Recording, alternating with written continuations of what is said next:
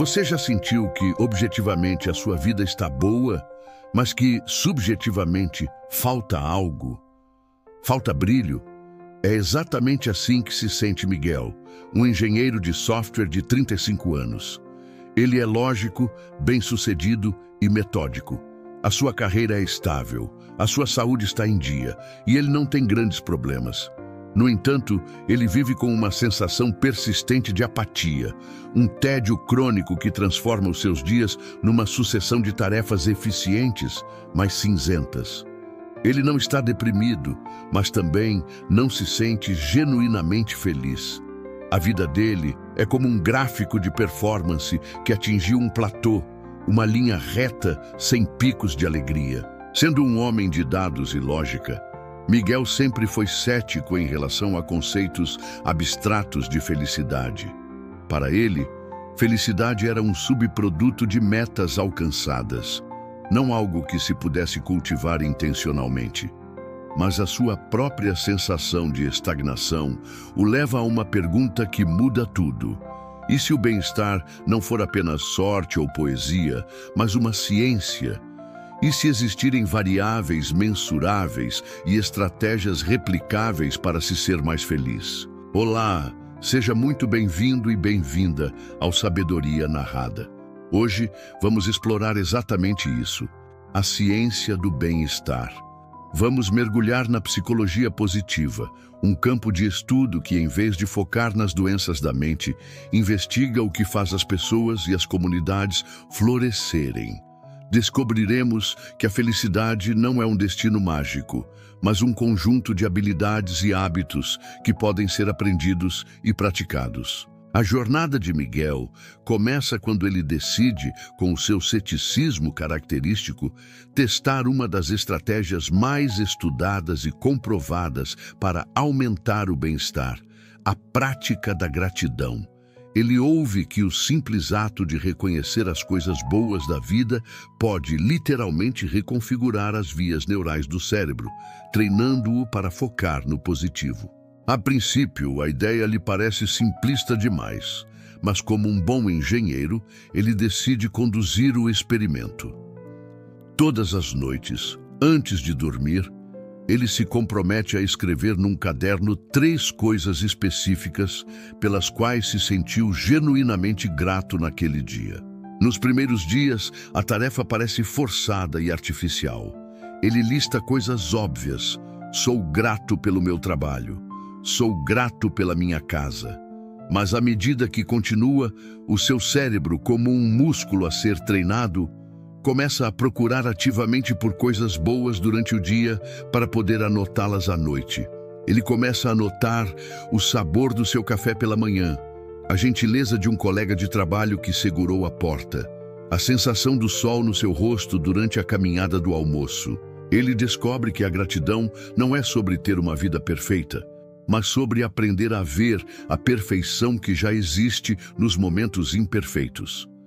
Esta pequena mudança de foco, este ajuste na sua lente perceptual, começa a adicionar, lenta mas consistentemente, um pouco mais de cor aos seus dias cinzentos. Surpreendido com os resultados sutis, mas reais, da sua prática de gratidão, o lado cético de Miguel começa a ceder a uma curiosidade genuína. Ele descobre que o que sentiu não foi um acaso, mas um fenômeno estudado. A gratidão ativa no cérebro regiões associadas à dopamina, o neurotransmissor da recompensa, criando um ciclo positivo que literalmente treina a mente para procurar o que é bom. Com este novo interesse, ele decide investigar o segundo pilar científico do bem-estar, a qualidade das conexões sociais. A ciência, aqui, é esmagadora. Estudos de longa duração, como o famoso estudo de Harvard sobre o desenvolvimento adulto, que acompanhou homens durante mais de 80 anos, chegaram a uma conclusão inequívoca. Mais do que dinheiro, fama ou colesterol, são os relacionamentos de boa qualidade que nos mantêm mais felizes e saudáveis. O isolamento, por outro lado, pode ser tão prejudicial à saúde como fumar 15 cigarros por dia. O nosso cérebro está programado para a conexão. Interações sociais significativas liberam oxitocina, o hormônio do amor e da ligação, que reduz o estresse, aumenta a sensação de confiança e segurança e até melhora o sistema imunológico. Miguel analisa a sua própria vida com a frieza de um engenheiro ao olhar para um sistema. Ele tem muitos colegas e mais de 1000 amigos nas redes sociais, mas percebe que as suas interações são, em sua maioria, superficiais, focadas em trabalho ou em conversas triviais sobre séries e esporte. Faz meses, talvez anos, que não tem uma conversa profunda e honesta com um amigo, onde pudesse ser verdadeiramente vulnerável. Como um bom engenheiro a testar uma nova hipótese, ele decide agendar uma ação. Ele marca uma chamada de vídeo com um velho amigo da faculdade que mora em outra cidade, com o objetivo quase clínico de melhorar o seu índice de bem-estar. No início, a conversa é constrangedora, ambos a seguir o roteiro social do costume. Então, tudo bem? Sim, tudo bem, muito trabalho. Mas então, Miguel lembra-se da lição do seu diário de gratidão. Ele decide ser intencional. Ele desliga as notificações do seu computador, respira fundo e pergunta ao amigo: como você realmente está? Como é que as coisas estão aí dentro? Essa pergunta simples, carregada de interesse genuíno, quebra a barreira da superficialidade. O amigo, surpreendido, hesita e depois começa a falar. Eles acabam por conversar durante mais de 1 hora, compartilhando vitórias, medos e inseguranças, de uma forma que não faziam há anos. Ao desligar, Miguel sente algo que não sentia há muito tempo. Uma leveza, uma sensação de calor e de pertencimento. Ele percebe que a conexão humana não é uma transação ou uma tarefa a ser cumprida, mas uma fonte de energia vital, um dos pilares que sustentava a sua vida sem que ele lhe desse a devida atenção. Ele percebe que a conexão humana não é uma transação ou uma tarefa a ser cumprida, mas uma fonte de energia vital, um dos pilares que sustentava a sua vida sem que ele lhe desse a devida atenção. Agora, mais engajado na sua experiência científica, Miguel mergulha no terceiro pilar do bem-estar, um que, para a sua mente lógica, lhe parecia o mais contra-intuitivo de todos: atos de bondade e altruísmo. A pesquisa científica nesta área é fascinante.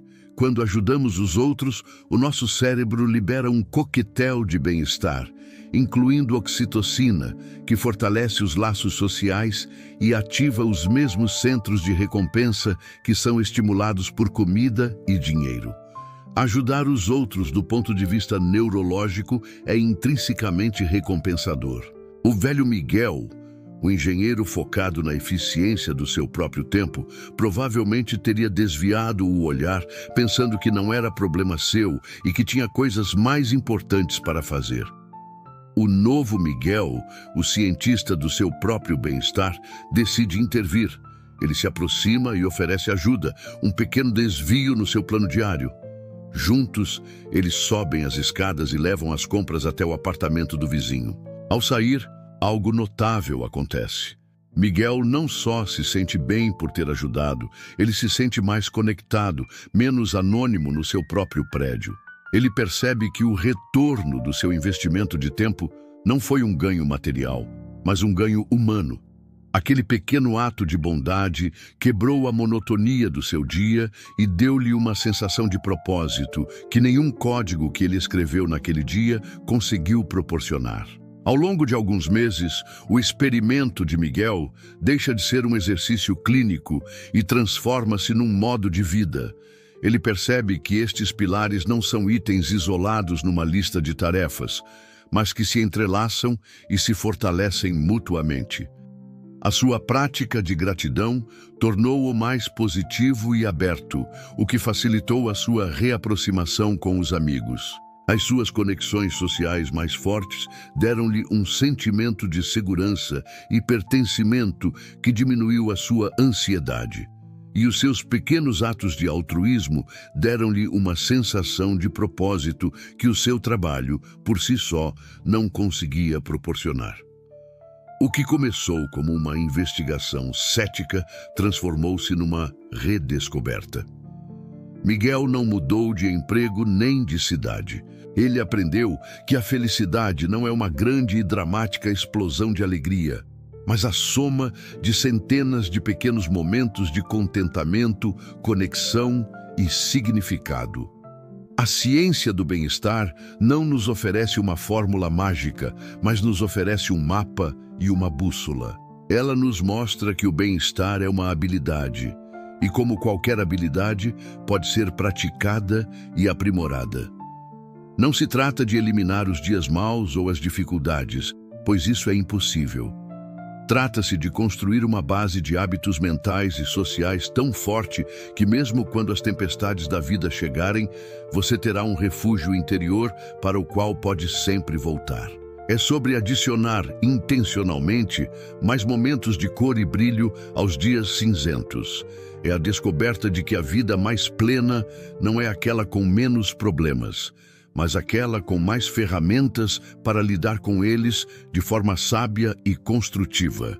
A jornada de Miguel nos mostra que não precisamos de esperar por uma grande mudança externa para começarmos a ser mais felizes. Qual destes pilares científicos, a prática da gratidão, o cultivo das conexões ou os atos de bondade, você vai escolher como o seu primeiro pequeno experimento para aumentar o seu próprio bem-estar? Partilhe a sua ideia nos comentários. A sua experiência pode ser o dado que inspira outra pessoa. Se você acredita que a sabedoria e a ciência podem andar de mãos dadas para criar uma vida mais plena, considere inscrever-se no Sabedoria Narrada. O seu apoio nos permite continuar a explorar estes temas. Muito obrigado pela sua companhia e que a sua vida seja um laboratório de grandes descobertas.